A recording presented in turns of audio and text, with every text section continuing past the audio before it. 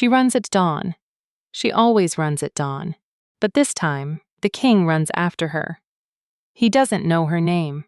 He doesn't know her face.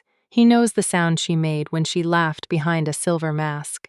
He knows a hum, 3 notes, nothing more. A whole kingdom turned over for 3 notes and a laugh. Every woman in the realm claims to be her. None of them are. She sits beside him every day, taking down his letters, pouring his wine, watching him grieve a stranger who is sitting right there. What happens when the most dangerous man alive finally finds the one woman he cannot have and discovers she was never lost at all? The hall is gold and breathing. Candlelight pools across the floor in shifting rings, and the scent of crushed roses and wood smoke and warm bodies moving together rises into the rafters where the banners of House Thornville hang heavy and still. 300 wolves in human skin, dressed in silk and velvet, masked in silver and bone and lacquered antler, turn beneath a chandelier built from a stag's own horns. The music does not ask permission. It simply takes the room and bends it. At the center of it, Alpha King Caspian dances like a man trying to forget he is being watched. He is the kind of beautiful that makes a room go quiet without meaning to. Black hair pushed back from a face cut sharp at the jaw, a thin white scar tracing the edge of his left eyebrow where a rival's claw once found him at 19 and never fully let go. He wears no mask. Kings do not hide at their own masquerade. He stands a head above most men in the room and moves like something that has never once worried about being struck. He has danced with 4 women tonight. He remembers none of their names. Then she is simply there. No one sees her enter. That is the strange, small magic stitched into her mask. Silver, plain, unremarkable, but for the faint shimmer along its edge. The kind of enchantment a court alchemist might dismiss as decorative. It does more than hide her face. It swallows her scent whole. The one thing no wolf can fake and no mask should ever be able to take. It softens her voice to something low and unplaceable. For one night, she is no one. For one night, she is finally safe enough to want something. She does not ask him to dance. She simply steps into the space he leaves open, the way water finds the gap in a hand. Caspian turns and stops. His wolf, that old, restless, half-feral thing that lives behind his ribs and has never once gone quiet for anyone, goes utterly, frighteningly still. "You're not afraid of me," he says after a moment, because it is the truest thing he can think to say. "Should I be?" Her voice comes soft, a little amused, entirely unfamiliar, even to herself. "Everyone is." "Then I suppose I'm not very good at being everyone." Something in his chest does a thing it has not done in longer than he can name. He offers his hand. She takes it like she has been waiting all her life for someone to ask. They dance, and the room falls away from them rather than around them, the way it does for people who have stopped performing and started simply being. His hand finds the small of her back. Hers finds his shoulder, careful, like she is testing whether he might bruise. He does not. He has not been touched like that. Like he is something that could be hurt and not just something that hurts. In years, he does not let himself count. She hums. Just once, low under the music, 3 notes she does not know she's making, a fragment of a lullaby a seer once sang to a frightened child a lifetime ago. It is not a song he knows. It is not a song anyone in this hall would know. But he will know it. For the rest of his life, he will know it. They do not kiss on the dance floor. They kiss in the garden after, beneath a fig tree gone silver with moonlight, her back against the bark, his hand at her jaw, like she is something he is afraid to want too plainly. She lets herself have this. One night, one mask, one version of herself that gets to be wanted without the weight of what wanting costs. His mouth is warm and careful and then not careful at all. And for one unbroken hour, neither of them remembers that he is a king and she is, in every way that matters, no one. Until the bell tower strikes 4.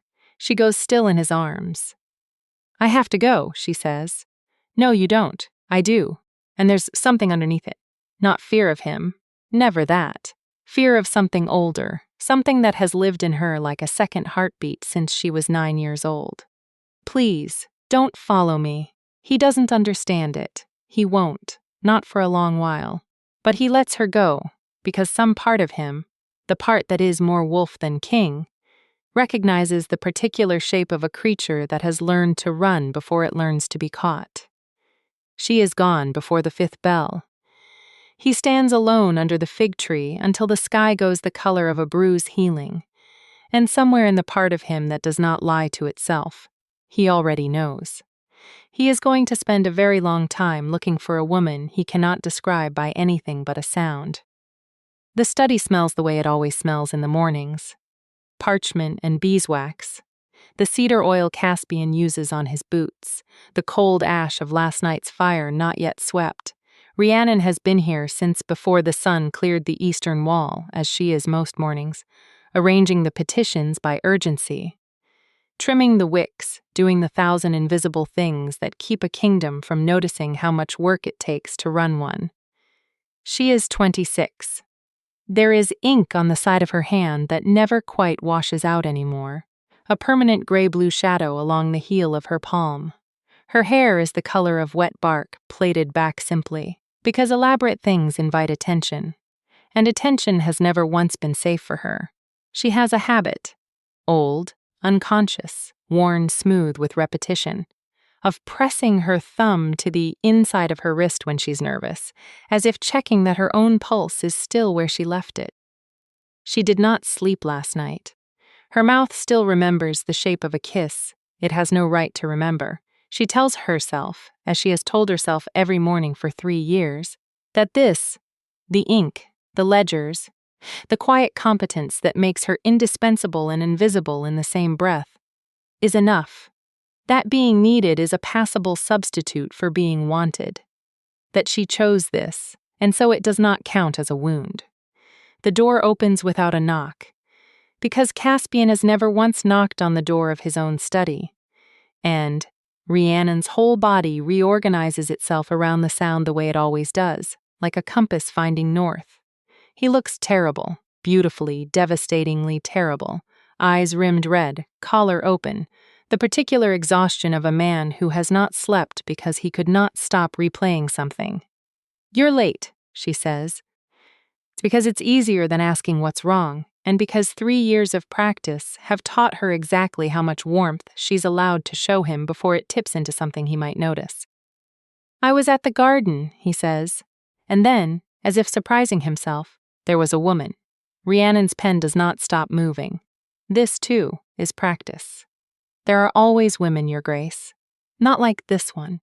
He drops into the chair across from her desk, the one he never sits in, the one reserved for petitioners and fools, and Rhiannon's heart does something complicated and unkind. She didn't know who I was. Or she didn't care. I couldn't tell which, and I don't think I've ever wanted to know less. What did she look like? I don't know. He says it like a confession. Silver mask. I couldn't see past it. I couldn't. He stops, drags a hand down his face. I don't know what she looked like. I don't know her name.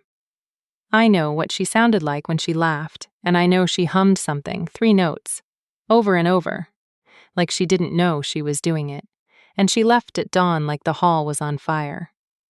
Rhiannon's thumb finds her own wrist beneath the desk, presses hard against the pulse there. She knows that hum. She has known that hum since she was a girl of 9, sitting in a cold stone hut while a blind woman with eyes like spilled milk hummed a lullaby and told her, gently, terribly, that she would have to live a life unloved. She sounds like a thief, Rhiannon says, and her voice does not shake, because she has had a great deal of practice, making her voice do what she needs it to, taking something and running before anyone could ask the price. Caspian looks up at her, really looks the way he so rarely does, because Rhiannon has spent 3 years becoming furniture he trusts, and trusted furniture is easy not to see. I'm going to find her, he says. Why? I don't know. It costs him something to say it. She can hear that it does. I've never not known why I wanted something before. It's making me. He laughs, short and humorless. It's making me feel like a green boy. I hate it. I want more of it. Rhiannon picks up her pen again because if she does not, she is afraid of what her hands might do. Then I suppose, she says, I had better help your grace find her. She does not know yet that this sentence will become the cruelest kindness of her life. That she has just volunteered to spend the next weeks hunting herself across her own kingdom, cataloging women who are not her, watching a king fall in love with a ghost made of 3 notes and a kiss under a fig tree, while sitting 2 feet away from him every single day, utterly unseen. The seer's hut sits at the edge of memory the way it sat at the edge of the village, apart, half swallowed by birch trees, smelling of dried herbs and tallow smoke and something colder underneath, something like the inside of a held breath. Rhiannon was 9. Her mother had died that spring, of a fever that took 11 others in the village with her, and her father, frightened and grieving and superstitious, in the particular way grief makes people superstitious, had carried his daughter 4 miles through frost to have her fortune read. Because someone in the market had said the old woman in the birches saw true. The seer's eyes were the color of clouded glass. She had taken Rhiannon's small hand in both of hers, papery, warm despite the cold of the hut, and gone very still, the way water goes still right before it freezes. This one carries a winter in her, the seer had said not unkindly, almost sorrowful. Any man who takes her hand in marriage will not see the dawn that follows. Rhiannon, 9 years old, had not understood mortality so much as she understood fear, and fear she understood completely, because it lived in her father's face for the rest of that visit and never entirely left it. Is there nothing? Her father had started. There is the choosing, the seer said. She may choose otherwise. Most don't. The fear is louder than the warning given time. The seer had hummed then, a lullaby, 3 notes repeating, low and strange, meant to be comforting. It was not comforting. It buried itself in Rhiannon's small chest like a splinter that would, over 17 years, simply become part of the wood. She walked home holding her father's hand and decided, with the terrible clarity only children possess, that she would simply never let anyone love her enough to die for it. It seemed, at 9, like the kindest thing she could do for the world. It seemed, at 9, like safety. It did not occur to her until she was 26 and, standing in a garden under a fig tree, finally letting herself be touched, that she had spent 17 years calling a cage a kindness. The weeks that follow have a particular shape to them, frantic on the surface, motionless underneath, like a river running hard over a stone that never moves. Caspian sends riders to every corner of the kingdom asking after a woman with a silver mask. He has the court alchemist who made the enchanted masks for the ball questioned, then re-questioned, then released with an apology and a purse of gold for his trouble. Because the man swears the masks were sold blind, no record of who bought which, no way to trace a face through silver and spellwork. He has Rhiannon draft and redraft a proclamation. A woman, unnamed, last seen at the masquerade. The king wishes to speak with her. No harm will come to her.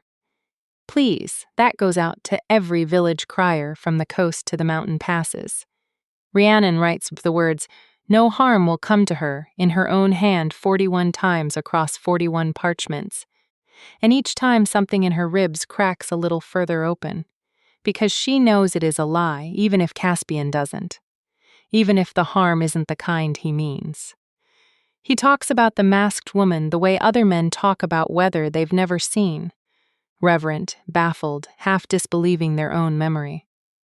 She wasn't afraid of me, he tells Rhiannon one evening, weeks in, when the candles have burned low and the proclamations have come back from 3 provinces, with nothing but false sleeds and opportunistic liars claiming a crown they were never owed. Do you understand how strange that is? Everyone is afraid of me. My own commanders flinch when I raise my voice. She put her hand on my chest like I was something that could be hurt. Maybe she simply hadn't heard the stories, Rhiannon says, very carefully, not looking up from the ledger she is pretending to balance. Maybe. He doesn't sound convinced. Or maybe she just didn't care what I was, only who.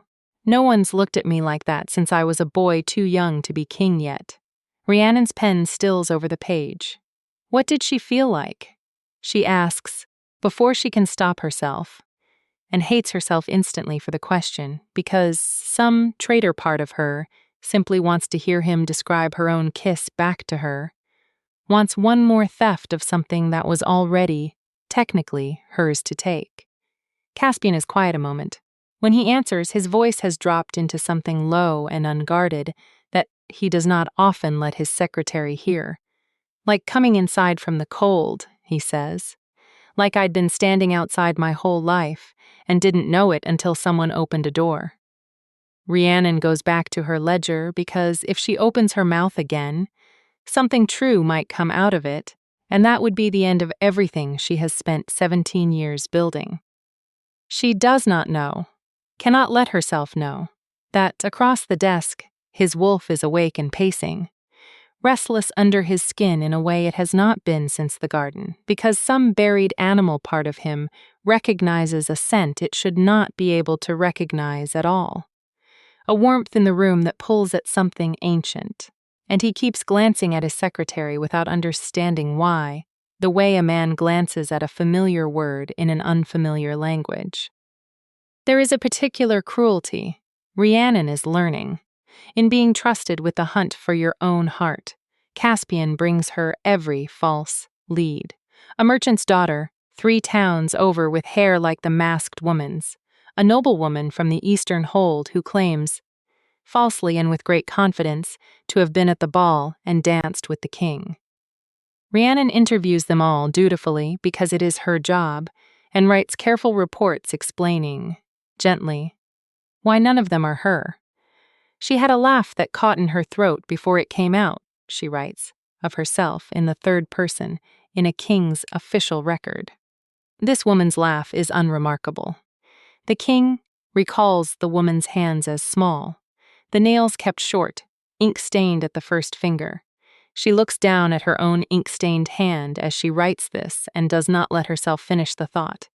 It is, she will think much later, the strangest form of self-erasure she has ever practiced. To describe herself in such precise, loving detail to a man who is searching for her, and to know that every word she writes makes her safer and lonelier in the exact same breath. One night he finds her still at her desk past midnight, the candle burned to a stub, and instead of dismissing her, he sits, unbidden, on the edge of her desk, tired in a way that has nothing to do with the hour. "Do you think I'm a fool?" he asks, turning the kingdom over for a woman I held for one evening. "No," Rhiannon says, and means it more than she's meant anything in years. "I think you're the first honest thing I've seen you do since I started working for you." He looks at her for a long moment. Long enough that she has to remind herself to breathe normally. Long enough that the air in the small room seems to thicken with something neither of them names. "You're a strange comfort, Rhiannon," he says finally, quietly, like he's only just noticing it. "I don't know what I'd do without you arguing with me about my own foolishness." She smiles, because it is the only thing her face can do that won't betray her, and says, "Then it's fortunate your grace doesn't have to find out." He doesn't know how close that sentence comes to being a lie about something far larger than her schedule. The midpoint of any hunt is the place where the hunter starts to doubt the hunt.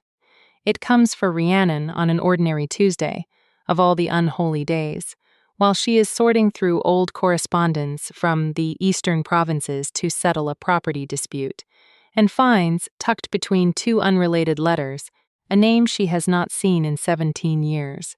The Seer of Hollow Birch. There is a note attached, written by a provincial clerk decades ago, dry and bureaucratic, about a property tax owed by the seer woman, called Marin, formerly of Hollow Birch, deceased this spring past.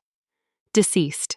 Rhiannon sits very still with the paper in her ink-stained hand and feels something she has not let herself feel in a long, long time. The specific vertigo of a foundation shifting underfoot. She could let it go. She almost does. But there is a second letter in the same bundle, a complaint filed years before the seer's death, from a neighboring village, accusing the woman of false and frightening prophecy, having told a grieving widow her dead husband's spirit would claim her new betrothed by dawn, when in truth the man simply fled the marriage out of cowardice and was found 3 towns over, alive and remarried. Rhiannon reads it 3 times. False and frightening prophecy. She thinks of her father's face in the firelight, frightened and grieving. She thinks of a 9-year-old girl who heard the word dawn from a woman known, evidently, to use that exact word loosely, dramatically, perhaps even cruelly, when the truth she meant was something much smaller and much sadder.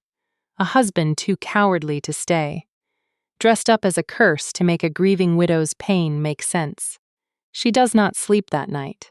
She lies awake turning the seer's hummed lullaby over and over in her mind, the same 3 notes that gave her away under a fig tree, and wonders, for the first time in 17 years, whether she has spent her whole life obeying a warning that was never meant for her at all. Or worse, was never a warning, only a sad old woman's careless cruelty. Mistaken by a frightened child for the shape of fate. What if it was never a curse?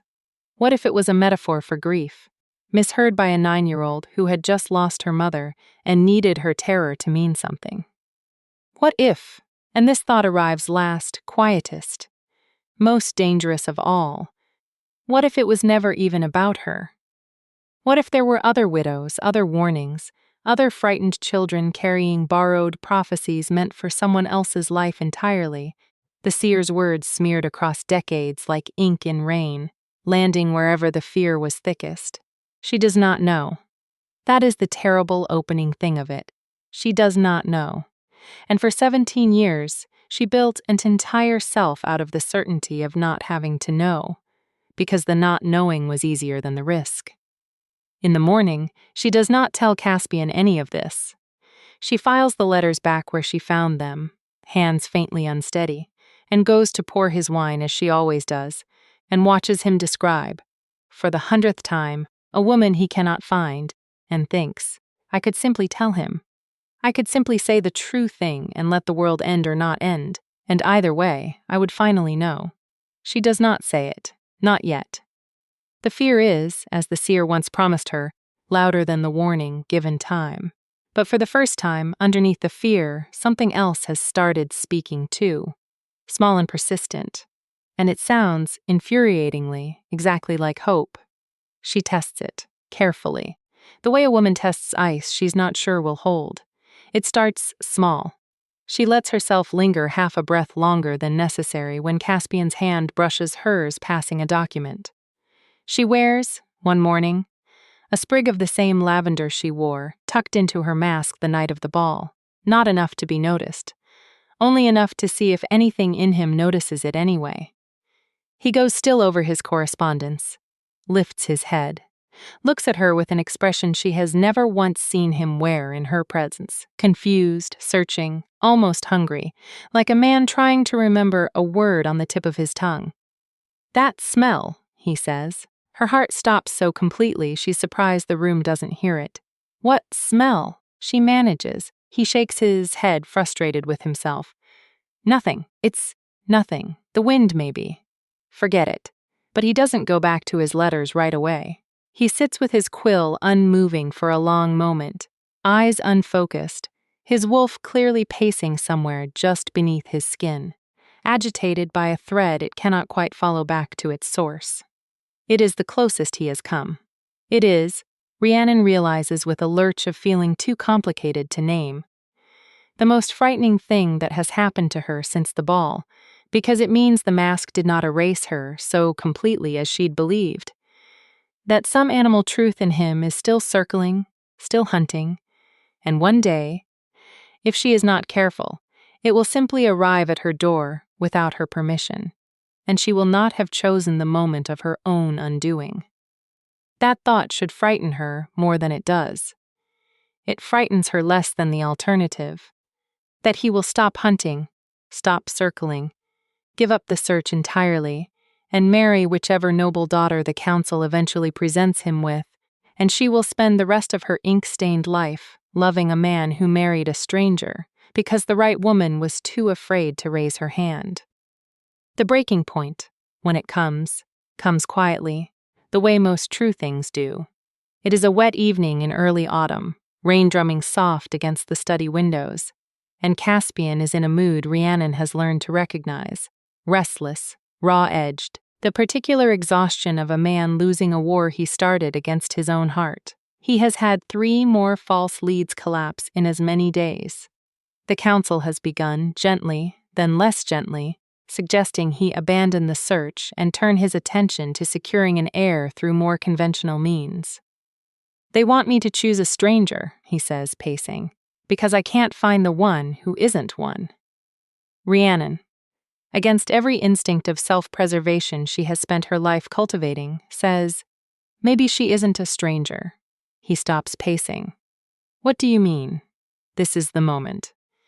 She feels it arrive the way one feels weather changing, a pressure behind the eyes, a held breath in the room. She could close the door on it now. She has closed doors like this her whole life. She is extraordinarily good at it. She does not close it. "I mean," she says, very carefully, watching her own ink-stained hands instead of his face, "that perhaps the woman you're hunting for isn't lost at all. Perhaps she's only hidden. There's a difference, Your Grace. Lost things wish to be found. Hidden things are afraid of what finding them will cost." Caspian crosses the room and crouches, suddenly, in front of her chair, so that for the first time in 3 years he is looking up at her instead of down, and something about the angle of it undoes her more than she expects. "Cost who?" he asks. "Her or me?" "Maybe both," Rhiannon whispers. His eyes search her face the way a man searches a familiar room for something he's misplaced, certain it's here, unable to say where. Rhiannon, her name in his mouth, low, careful, like he is handling something breakable. "Is there something you're not telling me?" And here is the place where, in a kinder story, she might have said it. Might have lifted her chin and let 17 years fall away in a single sentence. But the fear is loud, the way the seer promised it would be, given time, and so what comes out instead is a smaller truth, dressed as evasion. "I think," she says, "that you should consider the possibility that whatever frightened her away wasn't you. That maybe she wanted to stay, and something else, something old, something she's carried a long time, told her she couldn't." Caspian is quiet for a long moment, still crouched at her knee, close enough that she can feel the warmth coming off him, smell cedar and rain and something underneath that has always, secretly, undone her. "Then I hope," he says, finally softly, "that whatever it is, it's wrong. Because I would tear apart every old fear in this kingdom with my own hands if it meant she got to choose differently." He doesn't know he's talking to her. He thinks he's talking about her. Rhiannon closes her eyes, just for a second, and lets herself feel, fully and without flinching, the particular ache of being comforted by the very person you're hiding from, and understands, with sudden and total clarity, that she cannot keep doing this. Not because it might be discovered, because it is unbearable to be loved by accident and unseen on purpose, and she is the only one with the power to change which. The breathing comes before the breaking, always. That night, after Caspian retires, Rhiannon does not go home to her small rooms above the kitchens. She walks instead to the kennel yard, empty at this hour, and sits on the low stone wall where the moon comes down clean and cold through a gap in the cloud, and she does the thing she has not let herself do properly in 17 years. She cries. Not loudly, not for long, just enough to feel the old grip in her chest loosen half a turn, the grief she buried at 9, finally getting a little air, a little light. She thinks of her mother, who she barely remembers except as warmth and the smell of bread. She thinks of her father's frightened face in firelight. She thinks of a blind woman with cloudy eyes who might have meant nothing at all by the words that built a cage around an entire childhood. She presses her thumb to her wrist, the old habit, and for the first time in years, does not press to check the pulse is still there. She presses simply to feel it, alive. Hers, unclaimed by anyone's old fear but her own, and even that, she thinks, looking up at the cold, clean moon, might finally be something she's allowed to put down. She does not decide anything that night. But something in her has shifted half a degree, the way a key turns in a lock before the door actually opens, and she goes back to her small rooms and sleeps, for the first time in weeks, without dreaming of dawn. The truth, when it finally comes for Caspian, does not arrive as a revelation. It arrives as a smell. It is 3 days later, and Rhiannon has come to the study early, before the fires are lit, wrapped against the cold in a shawl that belonged to her mother. Soft gray wool, worn thin at the elbows, smelling faintly, after all these years, of cedar and lavender from a chest it has lived in for 2 decades. She does not know the shawl carries her mother's old herbs the way the seer's hut once did. She does not know it carries, faintly, beneath the cedar, the exact dried lavender she wore, tucked into her mask the night of the ball. Caspian comes in earlier than usual, restless from a night he hasn't slept, and stops 3 steps inside the door the way a man stops when he walks into a wall he didn't see. His wolf comes fully, suddenly, terribly awake. "What is that?" he says, and his voice has gone strange, low, almost unrecognizable. Rhiannon's whole body goes cold. "What is what, Your Grace?" He crosses the room before he seems to decide to, stops a foot away from her, and breathes in. Not subtly, not politely. The way wolves breathe in when something ancient in them recognizes something it has been starving for. Rhiannon stands frozen with a stack of letters in her hands, watching 17 years and one careless choice of shawl collide in real time across his face. "Lavender," he says slowly. "And cedar," and under it. His eyes lift to hers, and there's nothing performed in them now, nothing courtly, only a raw animal bewilderment. "Rhiannon, why do you smell like the garden?" The letters slip from her hands. Neither of them moves to pick them up. "I don't." She starts, and the lie dies in her throat, because his eyes have already gone wide with the kind of dawning horror and hope that comes only once in a man's life, and she understands with absolute clarity that she has run out of doors to close. "The hum," he says, very quietly, as if afraid of frightening it away. "Hum it, please, the 3 notes. I need to hear if I'm wrong." Rhiannon's hands are shaking. Her whole life, every careful, ink-stained, self-denying year of it, stands behind her like a held breath, urging her to deny it, to claim coincidence, to slam this door the way she has slammed every door before it. She thinks of the wall by the kennels, the moon, her own pulse alive in hers. She hums. 3 notes, low, the ones she has never once let herself sing out loud in his presence, the ones the seer hummed into a frightened child's hair a lifetime ago. Caspian makes a sound she has never heard a king make, something between a laugh and a breaking, raw and disbelieving, and crosses the last foot of distance between them, his hands coming up to cradle her face like she might shatter, like he might shatter, like the last 3 years have been a door he's been politely knocking on the wrong side of. "It's you," he says. "It was you, the whole time. You were." He laughs again, wrecked, wondering. "I tore the kingdom apart for you. You were handing me the proclamations. Caspian." Her voice breaks on his name, the first time she's ever let herself say it unadorned, without the "Your Grace," without the careful distance. "Why," he says, and it isn't an accusation, it's almost a plea. "Why did you run? Why did you let me search for a stranger when you were right here?" And here is the place where the whole shape of her life finally has to be spoken aloud or buried forever, and Rhiannon, shaking, finally chooses to speak it. "Because I was told," she says, "when I was 9 years old, that any man who married me would be dead by the next dawn.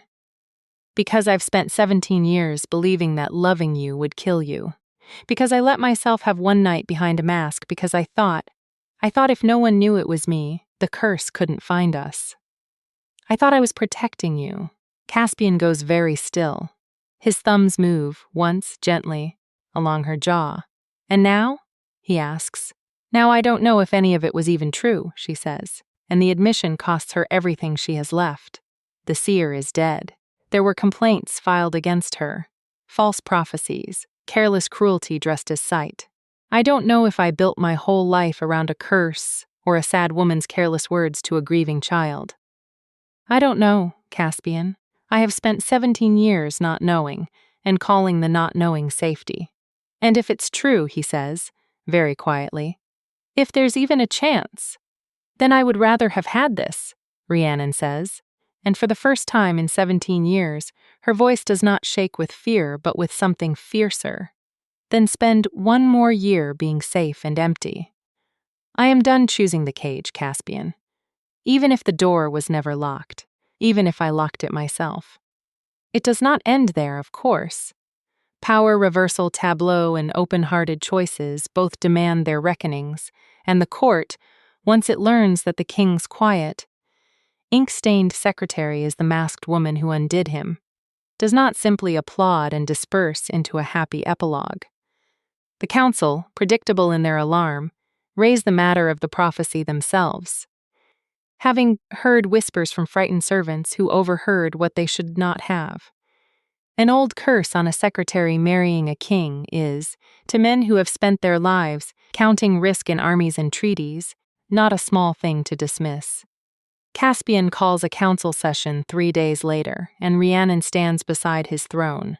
Not behind it, beside it, for the first time in 3 years, while the eldest of the lords, a man with a voice like gravel and a face that has outlived 3 kings already, lays the old prophecy on the table like a blade. If there is even a whisper of truth in it, the Lord says, not unkindly, the kingdom cannot risk its king on a secretary's old ghost story. Caspian's hand finds Rhiannon's, in front of the entire council, in front of God and every lord in the realm, and does not let go. I have led men into wars with worse odds than a ghost story, he says, calm in the way, only the truly certain are calm. I have buried friends who died for causes far less worth dying for than this. If there is a price for loving her, I will pay it gladly, and I will pay it awake, with my eyes open, rather than spend 1 more year ruling this kingdom as a man who never let himself want anything at all. It is not the kind of grovel the songs will write about, no kneeling, no public weeping. But it is, in its own quiet way, a king laying down every shred of his power in front of the one woman who never asked him to, and Rhiannon, watching him do it, feels something in her chest finally, fully unclench. There is one way to know, she says, into the silence that follows, surprising even herself. Send for the seer's apprentice. I have learned there was one, a girl she trained in her last years, still living in the Birch village. If the prophecy was ever real, she may know its true shape. If it was cruelty dressed as sight, she may know that too. The journey to Hollow Birch takes 4 days, and Caspian insists on riding with her himself against every protest from his council, because, as he says, simply, when pressed, he is not interested in sending anyone else to find the answer to the question that will decide the rest of his life. The village has grown smaller in 17 years, or perhaps Rhiannon has only grown larger around the memory of it. The birch trees are taller, paler, their bark peeling like old paper. The hut still stands, though moss climbs its northern wall now, and the door hangs slightly crooked on its hinge. The apprentice, a woman near Rhiannon's own age, sharp-eyed, careful in the way of someone who has learned to weigh her words before she spends them, receives them with the particular caution of a person used to being asked for things she cannot promise. I remember you, she says to Rhiannon, before either of them has said a word about why they've come. Or, I remember her telling me about you, the girl with the winter in her. She talked about you sometimes, in her last years. It troubled her. Rhiannon's breath catches. Troubled her how? The apprentice is quiet a moment, choosing her words the way her teacher might have. She told me once that she'd given a prophecy to a grieving child that she'd meant for a grown woman, a widow, 3 villages over, whose husband had died of fever the very week she came to see your father about something else entirely. She mixed the threads. She was old, and her sight had started to fray at the edges the way an old rope frays. And she told me she'd spent her last years afraid she'd handed a child's whole life a sorrow that was never hers to carry. The silence that follows is enormous. She tried to send word, the apprentice continues. Gently now, watching Rhiannon's face the way one watches a wound to see if it's finally closing. More than once. But your village moved you on after your father remarried, and by the time she found where you'd gone, you'd already left for the court, and she didn't know how to write to a king's secretary and say, "Forgive me, I frightened a child for nothing." She died still meaning to send that word. I am only sorry it took this long to deliver it. Rhiannon does not cry, not at first. She stands very still in the doorway of the hut that built her entire architecture of fear, breathing the smell of dried herbs and old smoke, and feels 17 years of careful, lonely armor simply fall away, not violently, not all at once. Just quietly, the way snow finally gives up holding its shape and becomes water. Caspian's hand finds the small of her back, warm and steady, the same place it found her under the chandelier the night everything began. It was never real, she says, finally, very softly, more to herself than to either of them. I built a whole life out of a mistake an old woman made in her last failing years. You built a whole life out of love for your father, Caspian says gently. Out of fear, yes, but fear in a child often wears the shape of love. You were trying to keep everyone safe. That isn't foolishness, Rhiannon. That's simply what a frightened, motherless girl does, with too much love and nowhere safe to put it. She turns into him, finally, fully, and lets him hold her in the doorway of the seer's hut, while the apprentice tactfully steps inside to give them the moment, and Rhiannon cries. Properly, this time, without restraint, 17 years of careful held breath finally let go all at once, and Caspian simply holds her, saying nothing, because some things do not need narrating, only weathering together. They do not ride back to court that same week. Caspian, with the particular stubbornness of a man who has spent his entire reign putting duty ahead of himself exactly once and discovering he liked it, declares, over the protests of 3 separate messengers sent from the council, that the king requires a short, unscheduled absence and takes Rhiannon instead to a hunting lodge 2 days east, perched above a lake so still it holds the whole sky inside it like a held breath of its own. It is here, away from ledgers and proclamations and 17 years of careful invisibility, that Rhiannon finally lets herself be simply, uselessly happy. There is a particular quality to the days that follow. Slow in a way nothing in her life has ever been slow, except that something shifts in each one anyway. The way water shifts even when it looks still. They walk the lake's edge in the mornings, when the mist sits low on the water, and the air smells of pine and cold, and the particular mineral sweetness of somewhere that has never once needed to perform for anyone. Tell me something you've never told anyone. Caspian says on the second evening, firelight throwing his scarred eyebrow into sharp relief, and Rhiannon, who has spent her life being asked for reports, not confessions finds, to her own surprise, that she has dozens of things she's never told anyone, and that telling them feels less like loss than like setting down something heavy she's carried so long she'd forgotten it had weight at all. She tells him about her mother's voice, half-remembered, soft and low, the way it used to fill their small house with sound before the fever took it. She tells him about the particular loneliness of being competent, how being the woman everyone relies on means no one ever thinks to ask if you're tired, because tired women who are needed simply aren't allowed to be tired out loud. She tells him about pressing her thumb to her own wrist, checking her own pulse, a small private ritual of a girl who learned too young that her own survival was something she'd have to monitor herself, because no one else was checking. He listens the way he has never once listened to a council report, fully, without planning his next words, without the particular distance of a king receiving information. When she finishes, he is quiet a long moment, watching the fire. "I used to think," he says finally, "that being feared was the same thing as being safe. That if everyone flinched, no one could get close enough to hurt me the way my father's enemies hurt him. I didn't realize until that night under the fig tree how much it had cost me. Being so well defended that I'd also defended myself out of ever being touched." He looks at her, firelight catching the old white scar through his brow. "We built very similar cages, you and I, just out of different fears. And now?" Rhiannon asks, echoing the question he once asked her, in the study, with her whole truth on the table between them. "Now," he says, reaching for her hand, lacing his fingers through hers, ink-stained and unhidden. "I think I'd rather live without the cage and risk the wound than spend one more year safe and untouched. You taught me that, you know.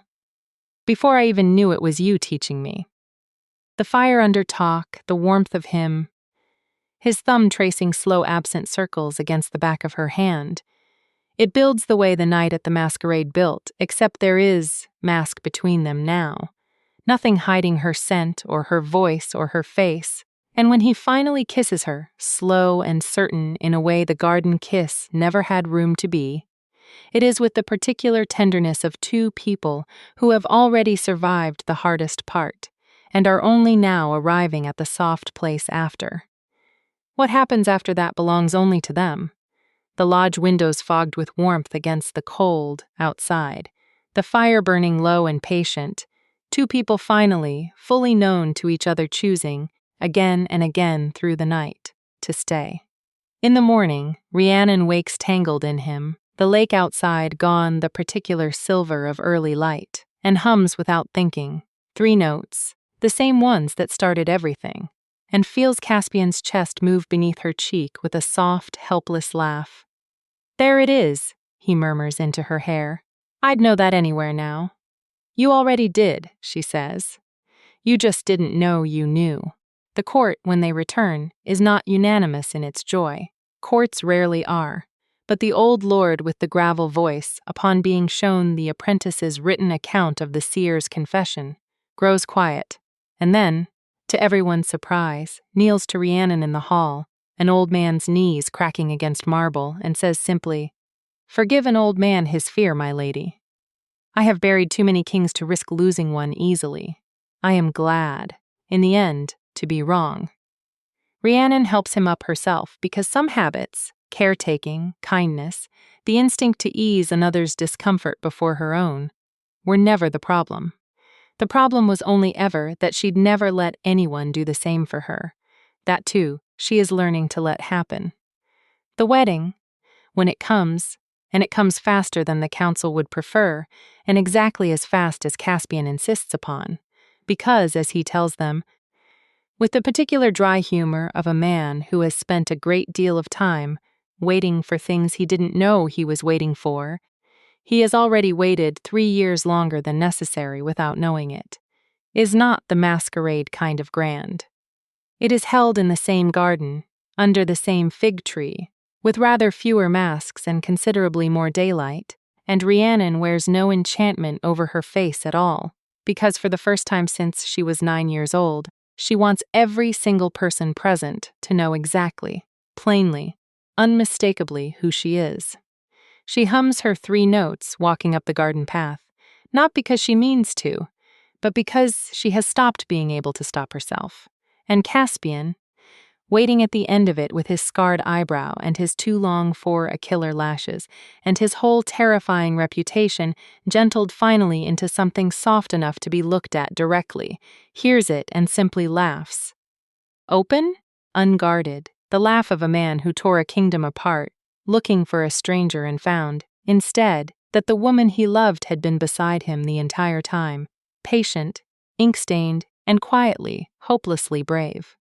There is no dawn to fear that morning. The sun comes up gold and unremarkable and entirely without consequence, the way dawns are supposed to, and Rhiannon stands in the middle of it, hand in the hand of the most dangerous man in the realm, and feels, for the first time in 17 years, completely, ordinarily, gloriously alive. She still presses her thumb to her wrist sometimes, an old habit hard to fully unlearn. But these days when she does it, she isn't checking to see if her pulse is still there. She's only noticing how loud it's gotten. How much, after everything, it still has left to say.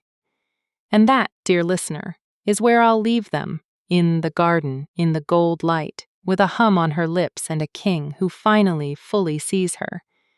If their story found something tender in you tonight, stay a little longer with me. There are more like them waiting, more guarded hearts, more dangerous men gone soft, more dawns that finally come without anything to fear.